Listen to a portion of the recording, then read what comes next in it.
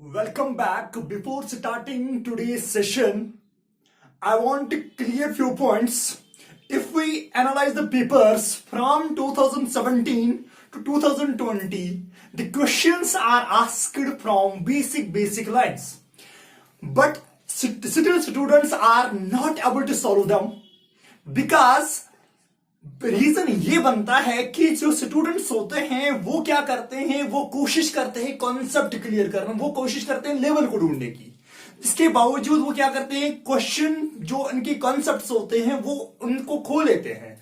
ठीक है ना, ये एक रीजन बनता है कि जिसके बावजूद जहां पर आपको मैथमेटिक्स हायर मैथमेटिक्स लगता है वो कुछ 5 to 6% क्वेश्चन होते हैं, बल्कि उसके बावजूद जो बाकी पेपर रिमेनिंग पेपर आता है वो बेसिक लाइन से आता है।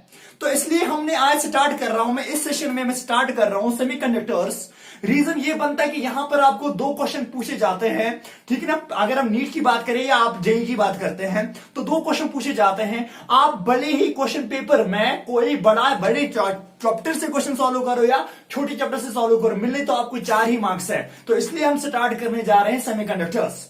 तो सेमीकंडक्टर्स जो ऐसा एक मटेरियल होता है जो क्या करता है, जो रो कंट्रोल करता है करंट फ्लो को, जो करंट फ्लो को कंट्रोल करता है, दैट्स कॉल्ड द सेमीकंडक्टर। फिर इसके बाद तो इसका मतलब it is that type of material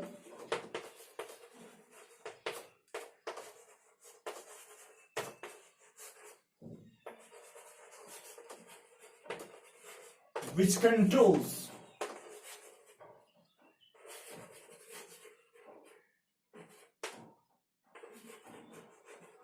current flow.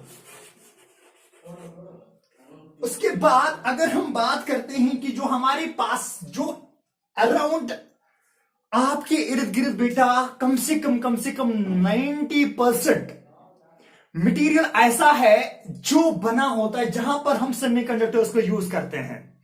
तो इसके बावजूद जो हमारे पास सॉलिड्स होते हैं हम इसको डिवाइड करते हैं, जो हमारे पास सॉलिड्स होते हैं इसको हम डिवाइड करते हैं 3 हिस्सों में। पहला जो हमारे पास होता है वो होता है conductors, second one is called insulators and third is called the semiconductors. पहले हम बात करते हैं इस पार्ट की, that's called as conductors. Conductors का पहला पॉइंट होता है, कंडक्टर्स उनको बोलते हैं जहां पर क्या होगा, जहां पर फ्लो हाई होगा, जहां पर करंट फ्लो क्या होगा, हाई होगा, having high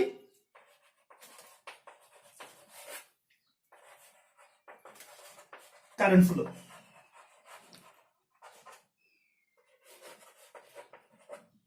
point number 2 is this कि अगर इसकी कंडक्टिविटी की बात की जाए, जो कंडक्टिविटी इसको डिनोट करते हैं सिग्मा से, जो मैंने करंट इलेक्ट्रिसिटी में आपको मैंने पढ़ाया था, इसका जो कंडक्टिविटी होती है वो होती है 10⁻²⁰ साइमन पर मीटर से टू 10⁻⁶ साइमन पर मीटर। अगर हमारे पास ये कंडक्टिविटी है, मुझे बता दीजिए जो रेजिस्टिविटी इसकी आ जाएगी, रेजिस्टिविटी किसके बराबर हो जाएगी, रो। अगर इसकी बात करते हैं रो इज इक्वल टू 1/, कंडक्टिविटी। ठीक है ना, तो दैट मीन्स जो कंडक्टिविटी आ जाएगी बेटा हमारे पास वो क्या आ जाएगी, जरा इसमें वैल्यू डाल दीजिए, वो आ जाएगा रो इज इक्वल 1 डिवाइडेड बाय क्या, 10⁻⁶ टू 10⁻²। इट मीन्स वो बनेगा 10⁻⁻⁶, ठीक है ना, ओम मीटर टू कहां तक, 10⁻⁻² ohm metre. Are you getting me? This is the point. अब इसके बाद मैंने आपको, अगर आपको याद होगा, मैंने आपको एक इक्वेशन बताई थी, जो हमारे पास टेम्परेचर डिपेंडेंस होती है। जो ही आप टेम्परेचर इंक्रीज डिक्रीज करोगे कुछ ना कुछ होगा रेजिस्टेंस के साथ, जो आपने ओम मतलब मैंने आपको सिखाया था। फिर इसके बाद मैंने बोला था आपको कि टेम्परेचर डिपेंडेंस, ठीक है ना, वहां पर मैंने एक इक्वेशन बताई थी, अगर आपको याद होगा, आर टी जो मैंने बोला था आपको वो होगा बराबर RT0 इंटू 1 + अल्फा T-T0। यह अगर आपको एक इक्वेशन याद होगी वो मैंने आपको लिखाई थी। तो इसमें जो अल्फा का वैल्यू होता है, जो अल्फा जो होगा यहां पर, ये अल्फा क्या होता है, ये टेम्परेचर कोफिशिएंट होता है, टेम्परेचर कोफिशिएंट होता है। और ये टेम्परेचर कोफिशिएंट जो हमारे पास है, ये इन केस ऑफ सेमीकंडक्टर्स, जो हमारे पास कंडक्टर्स होते हैं, कंडक्टर्स में ये जो इसका वैल्यू होता है वो आता है पॉजिटिव। क्या आता है? पॉजिटिव। इट मींस कि पॉजिटिव वैल्यू का मतलब होता है कि जो ही आप इंक्रीज कर रहे हो, क्या जो ही आप इंक्रीज आपने किया टेम्परेचर, उसकी वजह से कंडक्टिविटी क्या होगी? डिक्रीज होगी एंड रेजिस्टिविटी बढ़ जाएगी। वो that mean on increasing the temperature of, ठीक है ना, ऑफ कंडक्टर, ठीक है ना, conductivity decreases but resistivity increases. अगर मैं एक स्टेटमेंट बता दूंगा फिर आपको, यहां पर ये एक स्टेटमेंट बनेगी कि टी को इंक्रीज करने की वजह से बेटे क्या होगा? टी को इंक्रीज करने की वजह से सिग्मा का वैल्यू घटेगा और रो का वैल्यू बढ़ेगा। ठीक है, दिस पॉइंट आप याद रखोगे और ये वाला पॉइंट भी आप इसमें याद रखोगे। जो इनके साथ कंडक्टर्स क्या होता है, जो हमारे पास अल्फा का वैल्यू आता है वो आता है पॉजिटिव, एंड जो हमारे पास टेम्परेचर डिपेंडेंस में क्या याद रखोगे? टेम्परेचर इंक्रीज करने की वजह से कंडक्टिविटी डिक्रीज होती है और हमारे पास सिग्मा का वैल्यू इंक्रीज होता है। ठीक है ना बेटा? ना अनदर पॉइंट इज दिस कि जो हमारे पास इंसुलेटर्स होते हैं, अगर हम इंसुलेटर की बात करते हैं, थोड़ा सा हम बात करेंगे इसके बारे में भी। इंसुलेटर्स होते हैं वो जिनमें वेरी वेरी लो कंडक्टिविटी होती है। ठीक है ना? हैविंग वेरी लो कंडक्टिविटी, है ना, तो इनके बीच में क्या होगी? कंडक्टिविटी का बहुत कम वैल्यू होगा। तो जो हमारे पास कंडक्टिविटी वैल्यू कम होगा, इसमें टेम्परेचर डिपेंडेंस मुझे कुछ करेगा नहीं, बिकॉज ये इसमें कंडक्टिविटी ऑलरेडी कम है, तो इसलिए मुझे इसका कोई यूज नहीं है। तो दिस इज मतलब अननेसेसरी मटेरियल, इसके बारे में बात करना बेकार ही है। अब आफ्टर दैट अगर हम बात करेंगे अपने टॉपिक की, दैट्स कॉल्ड द सेमीकंडक्टर्स। ध्यान से सुनना, अब हम बात करेंगे किनकी? सेमीकंडक्टर्स। जब सेमीकंडक्टर्स होते हैं एससी, मतलब सेमीकंडक्टर्स नॉट शेड्यूल्ड कास्ट। अब ध्यान से सुनना, जो हमारे पास सेमीकंडक्टर्स होते हैं, ये सेमीकंडक्टर क्या होता है? इनका जो करंट फ्लो होता है, या हम इनको बोलेंगे कि करंट कितना आएगा इसमें, वो मॉडरेट आता है। क्या आता है? मॉडरेट। इट मींस क्या? कंडक्टर से कम आ जाएगा, इंसुलेटर से ज्यादा आ जाता है। तो हैविंग मॉडरेट करंट फ्लो।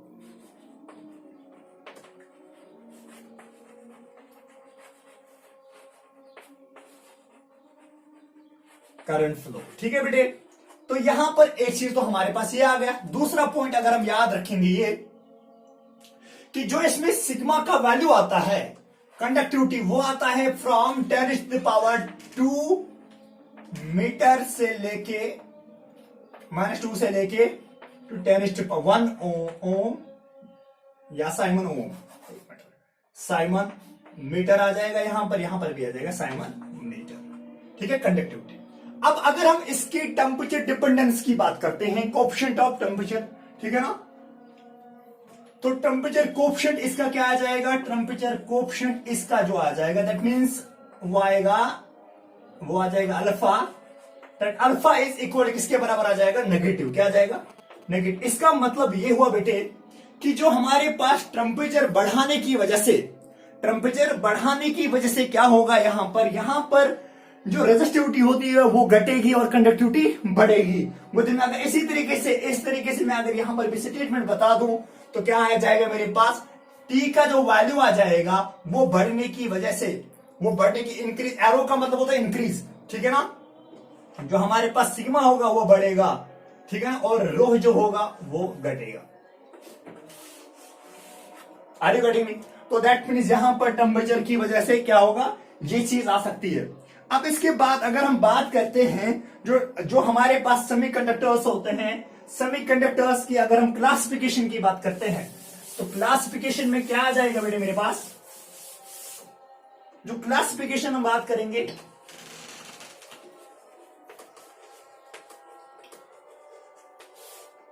हमारे पास जो क्लासिफिकेशन, पहली जो क्लासिफिकेशन आई जाएगी वो आई elemental classification, elemental of semiconductors.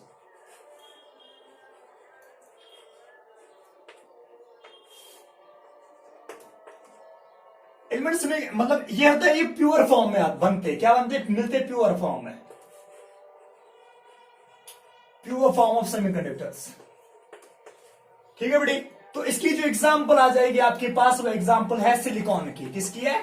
Silicon की एग्जांपल है, ध्यान से सुनना। आफ्टर दैट अगर हम बात करेंगे बेटा, जो इसमें दूसरा क्लासिफिकेशन आती है, दूसरी क्लासिफिकेशन हमारे पास बनती है कंपाउंड फॉर्म। ये कंपाउंड्स में इसमें पहला जो एक टाइप बनता है वो बनता है हमारे पास इनऑर्गेनिक सेमीकंडक्टर्स। इसमें जो एग्जांपल आपको, दैट मीन इनऑर्गेनिक का मतलब क्या होता है, जो बना होगा किसका, इनऑर्गेनिक मटेरियल का। तो जो आपके पास एग्जांपल आ जाएगी गैलियम, आर्सेनिक, ठीक है ना। एंड फिर इसके बाद दूसरी जो क्लासिफिकेशन आती है आपके पास वो आती है ऑर्गेनिक सेमीकंडक्टर। इसकी जो ये तो बना होगा किसका, ऑर्गेनिक मटेरियल का। एंथ्रासिन का एग्जांपल आपने सुना होगा।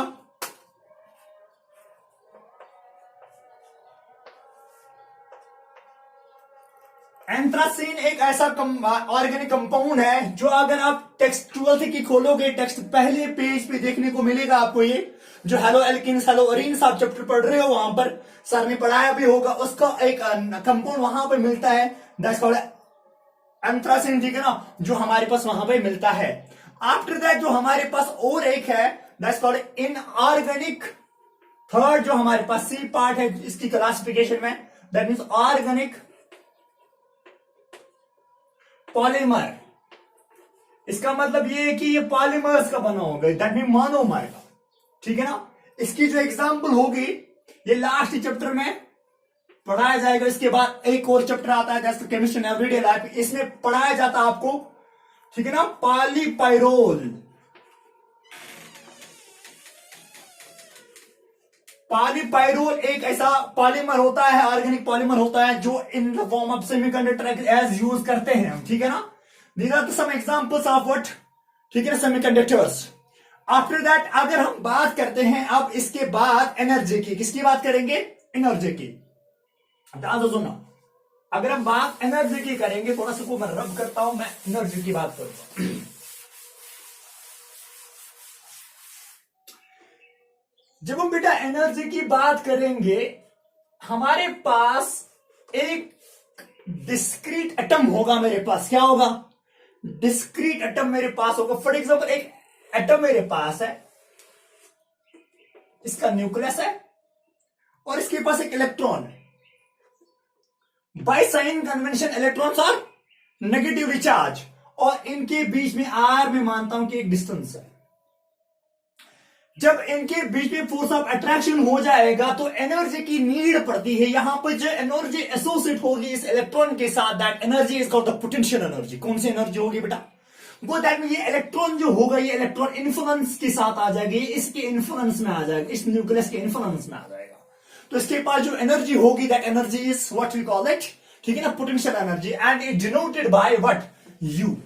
आपको पता होगा कि जब आपको इलेक्ट्रोस्टैटिक्स में पढ़ाया जाता है, मैंने आपको पढ़ाया होगा यहां पर, ठीक है ना, माइनस के, ठीक है ना, Q1 Q2 बाय आर, ठीक है बेटे।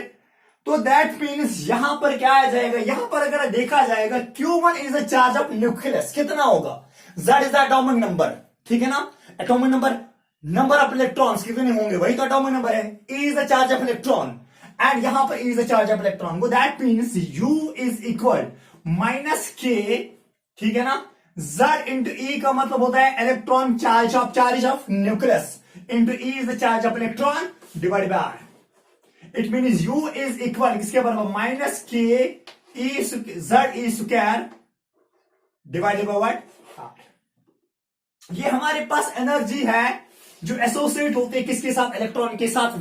जब ये कहां पर होगा, जब ये एक शेल में है और न्यूक्लियस से थोड़ा दूर है, ठीक, आर डिस्टेंस में होगा।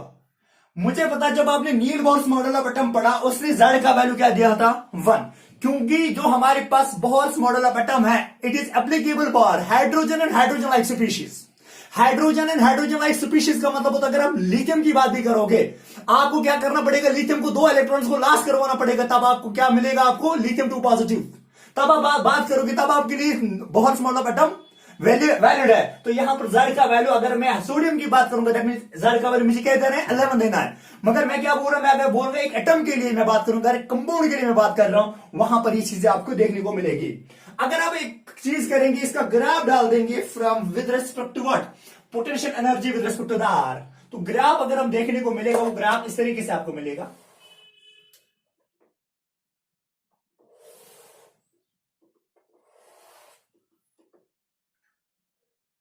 मानिए मेरे पास पोटेंशियल एनर्जी क्या है, नेगेटिव पॉजिटिव, नेगेटिव है ना, तो दैट में मुझे क्या ध्यान रखना पड़ेगा, इस पे यहां पे अगर ये पोटेंशियल है, ये आर है, इसका मतलब नेगेटिव यू है, दैट मीन ये वाला मैं मान के चलूंगा लास्ट पे नेगेटिव यू ये है, तो यहां से मेरा ग्राफ बनता है इस तरीके से। इसके लिए भी लॉजिक है, ये क्यों इस तरीके से आता है मुझे बता दो। जब मैं आर पे था, मेरे पास नेगेटिव वैल्यू ज्यादा आएगा कि कम आ जाएगा, नेगेटिव वैल्यू ज्यादा आ जाएगा। जब मैं इन्फिनिटी पे पहुंचूंगा उस टाइम मेरा वैल्यू जीरो के नजदीक जाता है, जब जीरो के नजदीक जाऊंगा तो ये यहां से शिफ्ट हो जाएगा ना बेटा, तो दैट मीन ये इसलिए यहां पर एक ग्राफ बनता है, ये वाला ग्राफ, ठीक है। तो फिर इसके बाद अगर मैं मान के चलूंगा यहां से लेके यहां तक एक डिस्टेंस पहला पॉइंट आ जाएगा, इसका जो पोटेंशियल होगा -U1 होगा, क्या होगा, -U1। अब इसके बाद अगर मैं यहां से लेके और एक पॉइंट लूंगा, यहां से जो टच करेगा ये होगा, इसकी जो एनर्जी होगी -U2 होगी, मतलब पोटेंशियल एनर्जी U2।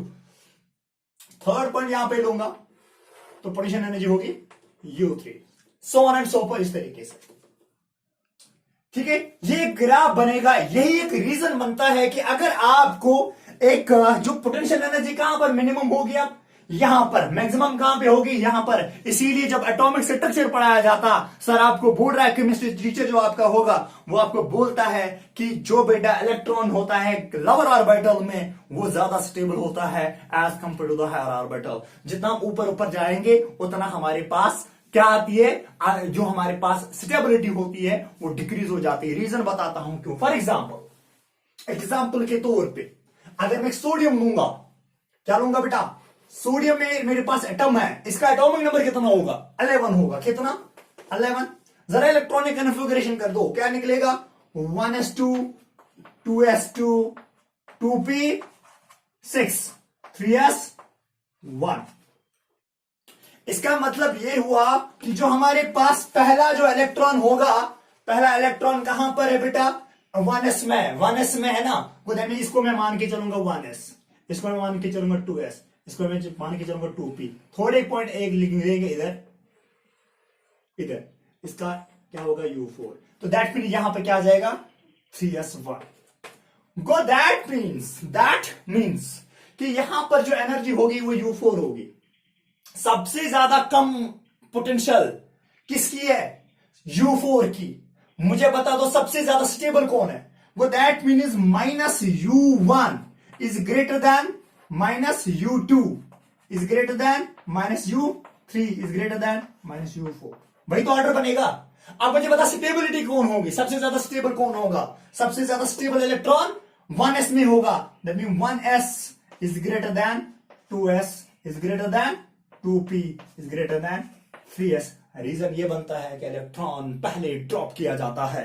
पहले इलेक्ट्रॉन जब आप Aufbau principle, Hund's rule, Pauli's exclusion principle पढ़ रहे हो, वहां पे आप उसके अकॉर्डिंग जब इलेक्ट्रॉनिक कन्फिगरेशन की जाती है, आपको बोला जाता है कि पहले इलेक्ट्रॉन वहां जाएगा जहां पर एनर्जी कम होगी, लोअर ऑर्बिटल्स में। रीजन ये होता है, इसीलिए इलेक्ट्रॉन पहले 1s में चला जाता है, ठीक है ना। द बिहाइंड सबसे आगे जो इसका रीजन बनता है वो रीजन ये ग्राफ है, ठीक है बेटे। अब इसके बाद ध्यान से सुनना, जब हम सॉलिड की बात करते हैं, किसकी बात करेंगे, सॉलिड की जब बात हो जाती है बेटा, वहां पे सिर्फ एक एटम नहीं होता है, एक न्यूक्लियस नहीं होता है, वहां पे एक इलेक्ट्रॉन जो होता है, जो मैं आपको आगे जाके जब हम स्ट्रक्चर डाल देंगे, इंट्रिंसिक सेमीकंडक्टर पढ़ा दूंगा, वहां पे समझ आ जाएगा आपको। जब हम बात करते हैं सॉलिड्स की, वहां पे एक इलेक्ट्रॉन जो होता है that's not influenced by a single nucleus, this influenced by various of मतलब वाइड रेंज ऑफ न्यूक्लियसेस, ठीक है ना। वो दैट मीन्स वहां पर जो आपके पास एनर्जी लेवल आ जाएगी वो इस तरीके से बना सकते हैं हम। तो अगर मैं इसको थोड़ा सा आगे ले जाऊंगा इस कॉन्सेप्ट को, तो मैं यहां पर आपको बना दूंगा वो। तो रीजन क्या बनेगा बेटा, मेरे पास पहली जो एक शल ये है, फिर इसके बाद अगर दूसरी शल ये बना देंगे, 4 सेल्स हमारे पास है, 1 2 3 4। इसका मतलब यहां पर इसको मानेंगे 1s 2s 2p 3s, इसी के अकॉर्डिंग मैं चलूंगा, ठीक है। यहां पर इसके पास एनर्जी कितनी है, u1 u2 u4। मुझे एनर्जी बैंड पढ़ाना आप, ठीक है ना। एनर्जी तो मैंने डिस्कस किया आपको, अब हम एनर्जी बैंड पढ़ा देंगे, क्योंकि एनर्जी गैप पढ़ा देंगे, ठीक है ना। जो हमारे पास इनकी एनर्जी लेवल्स होते हैं वो पढ़ा देंगे, इनको बोलते हैं एनर्जी लेवल्स। बैंड इसके बाद आ जाए, एनर्जी लेवल्स। ध्यान से सुनना, जो एनर्जी लेवल की हम बात करेंगे बेटा, क्योंकि यहां पर जो इलेक्ट्रॉन होगा वो इलेक्ट्रॉन अगर सिंगल एक न्यूक्लियस से बना होता तो हम एक डिस्क्रीट एनर्जी लेवल बना देते, मगर जब हम इसको देखेंगे, इसको बहुत सारे न्यूक्लियस इफेक्ट करते हैं, तो इसके पास यहां पर क्या होगा, ये एनर्जी लेवल आ जाएगी। अब मुझे बता दो, जब आप एक डिस्क्रीट एनर्जी लेवल को अगर आप देखोगे, जहां से इलेक्ट्रॉन का चलना होता है, ठीक है ना, जो आपको कौन बोल रहा है, हेसनबर्ग अनसर्टेनिटी प्रिंसिपल, जो आप इसके अकॉर्डिंग इसको इन चीजों को एक्सप्लेन करोगे। मुझे यहाँ पे केमिस्ट्री नहीं पढ़ा रही है, बट मैं बोल रहा हूं आपको, अगर इसी लाइन को आप मैग्नेटिक फील्ड में देखोगे, इलेक्ट्रिक फील्ड में देखोगे, तो ये जो लाइन आपके पास है, सेप्टल लाइन जो आपके पास होती है, ये बहुत सारे लाइंस की खुद बनी होती है।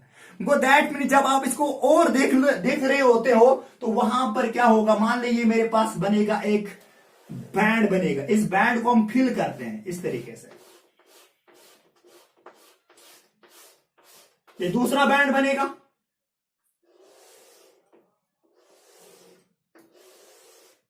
तीसरा बैंड बनेगा। तो जो हमारे पास ये एनर्जी लेवल थी, ये एनर्जी लेवल क्या है, ये एनर्जी लेवल खुद बहुत सारी लेवल्स की बनी होती है, तो इसी को हम नाम क्या देते हैं, एनर्जी बैंड। क्या बोलेंगे इसको, एनर्जी बैंड बोलते हैं। और इस एनर्जी बैंड के साथ ही हम बोलते हैं बैंड एनर्जी थ्योरम। क्या बोलेंगे इसको, बैंड एनर्जी थ्योरम। ध्यान से सुनो, बैंड एनर्जी थ्योरम। अब इसके बाद जरा देख लो, अब ये बैंड एनर्जी थ्योरम जो है, इसमें दो चीजें देखने को मिलते हैं। पहला जो हमारे पास है, that's called valence band. Valence band, ये जो वैलेंस बैंड होता है, ये कौन सा बैंड होता है, ये ऐसा बैंड है, ठीक है ना, जहां पर क्या होगा, जिस एनर्जी लेवल में, ठीक है ना, क्या होंगे, इलेक्ट्रॉन्स होंगे, बट वो कंप्लीट नहीं होगा। अगर इसको देख लोगे, इसके पास 1s2 इलेक्ट्रॉन है, इसके पास भी 2 इलेक्ट्रॉन है, इसके पास भी 6 इलेक्ट्रॉन्स है, इसके पास सिर्फ 1 इलेक्ट्रॉन है। चाहिए तो इसके पास 2 इलेक्ट्रॉन होने चाहिए, क्योंकि एक शर्त में इसमें 2 इलेक्ट्रॉन आने की चाहत, मतलब यहां पर एक स्पेस रहती है, ठीक है ना, वैकेंसी रहती है 2 इलेक्ट्रॉन्स की, बट इसमें क्या है, 1 इलेक्ट्रॉन है। तो इसको हमने क्या करना है, इसको हमने कंप्लीटली फिल करना है, क्योंकि इसमें और एक इलेक्ट्रॉन रहता है ना, तो एक इलेक्ट्रॉन अपना उसने भर दिया, अब हाथ आधा इसमें खाली रहेगा। ये जो हमारे पास ये वाला पोर्शन है खाली है, ठीक है, उसको बोलते हैं हम क्या, वैलेंस बैंड, ठीक है ना। तो वैलेंस बैंड कौन सा होता है, जो एटम का आउटर मोस्ट शेल में इलेक्ट्रॉन जो रहेगा, जो इनकम्प्लीट होगा, that's called the valence band, that's called the valence band. अब इसके बाद और एक चीज ध्यान से सुनो, जो हमारे पास यहां पर देखने को मिलता है वो ये है, वो ये रहेगा कि जो हमारे पास जो एनर्जी मेजर की जाती है, वो मेजर किया जाता है in terms of Fermi. That means इसको बोलेंगे फर्मी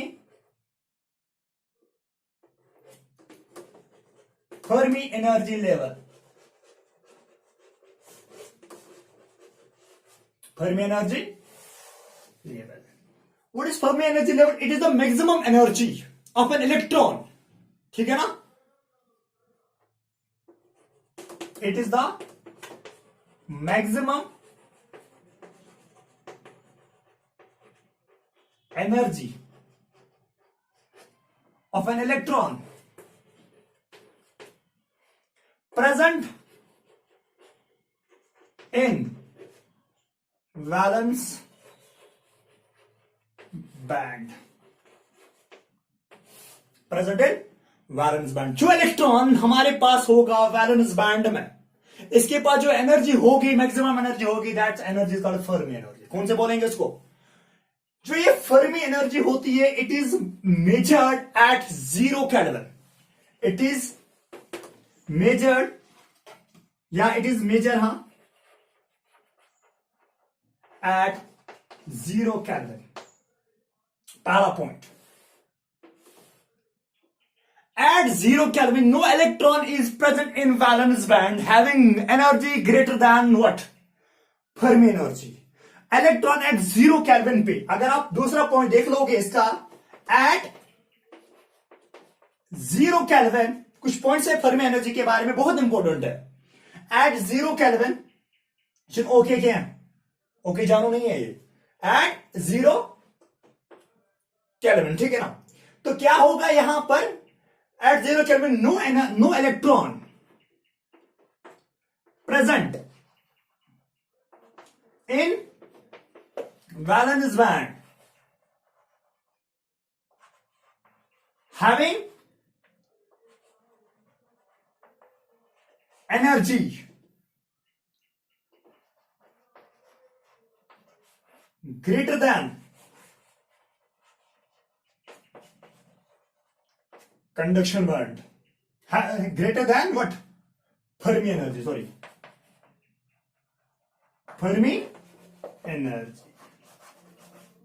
जो हमारे पास इलेक्ट्रॉन होगा एट 0 केल्विन पे, अगर आपने मेंटेन किया, ठीक है ना, टेम्परेचर, कोई भी इलेक्ट्रॉन नहीं होगा वो जो 0 केल्विन से, जो एट 0 केल्विन पे जिसकी एनर्जी ज्यादा होगी फर्मी एनर्जी से। ये फर्मी एनर्जी कहां पे होती है? मान ली यहां पे जो इलेक्ट्रॉन होगा, ये वाला लाइन जो मैं बना रहा हूं डॉटेड लाइन से, यहां पे फर्मी एनर्जी है, यहां पे सारे इलेक्ट्रॉन प्रेजेंट होंगे, इससे ऊपर नहीं होगा कोई। अब जब थर्मल एजिटेशन आ जाती है, और एक पॉइंट याद रखो फर्मी एनर्जी के बारे में, फर्मी एनर्जी के बारे में पहला पॉइंट, दूसरा पॉइंट, अब तीसरा पॉइंट ध्यान से सुनना। क्या? Point number 3, due to thermal agitation, ठीक है ना, उसकी वजह से क्या होगा? इलेक्ट्रॉन जो होंगे उनके पास एनर्जी ज्यादा आ जाएगी फर्मी एनर्जी से। Obtain energy greater than, obtain energy greater than Fermi energy, है ना? किस मैग्नीट्यूड से करेंगे? वो होगी एनर्जी किसके बराबर? E is equal to 3/2 kT। ये जब आप पढ़ाया जाता है 11th में, जब आप कौन सा पढ़ रहे हो, ठीक है ना, गैसियस मॉलिक्यूल्स, केमिकल थ्योरी, आप जो हमारे पास हो चैप्टर है जो गैसियस मॉलिक्यूल्स के बारे में पढ़ते हैं, वहां पर हम पढ़ते हैं इसको, ठीक है ना। अब इसके बाद जरा ध्यान से सुनना, जो थर्मोडायनामिक्स के साथ आता है। अब इसके बाद जो हमारे पास यहां पर जो थर्मल एजिटेशन की वजह से इलेक्ट्रॉन कहां से कहां जाएगा, यहां से लेके ऊपर जाएगा। अब जो बैंड ऊपर आ जाता है, जो वैकेंट होता है, उसको बोलते हैं कौन सा बैंड? ठीक है ना, दैट्स कॉल्ड द, इसको बोलते हैं वैलेंस बैंड, उसको बोलेंगे कंडक्शन बैंड, ठीक है ना। अब मुझे बता दो, यहां पर 3s में आ गया इलेक्ट्रॉन, जो वैकेंट ऑर्बिटल होगा उसके पास 3s, फिर इसके बाद क्या जाएगा 3p0, बट दैट में इलेक्ट्रॉन इन p ऑर्बिटल नहीं है, ठीक है, वहां पर उसको हम बोलते हैं कंडक्शन बैंड। तो यहां पर मैं लिखता हूं कंडक्शन बैंड, कंडक्शन बैंड। तो कंडक्शन बैंड का मतलब क्या होता है? कंडक्शन बैंड एक ऐसा बैंड होता है जहां पर क्या होता है, जहां पर इलेक्ट्रॉन्स प्रेजेंट नहीं होते हैं और इलेक्ट्रॉन को थर्मल हेजिटेशन की वजह से ऊपर फेंका जाता है, और वहां पर electrons are responsible for conduction. It is that band, it is that energy level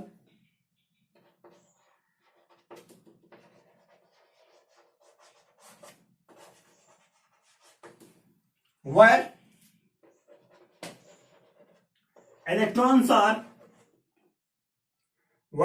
are responsible for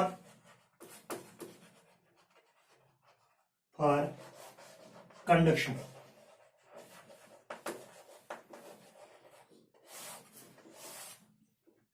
ठीक है बेटा, इसके बाद हम बात करते हैं सॉलिड्स के। सॉलिड्स हम इंशाल्लाह कल स्टार्ट करते हैं, ठीक है, स्ट्रक्चर ऑफ दिस सॉलिड्स।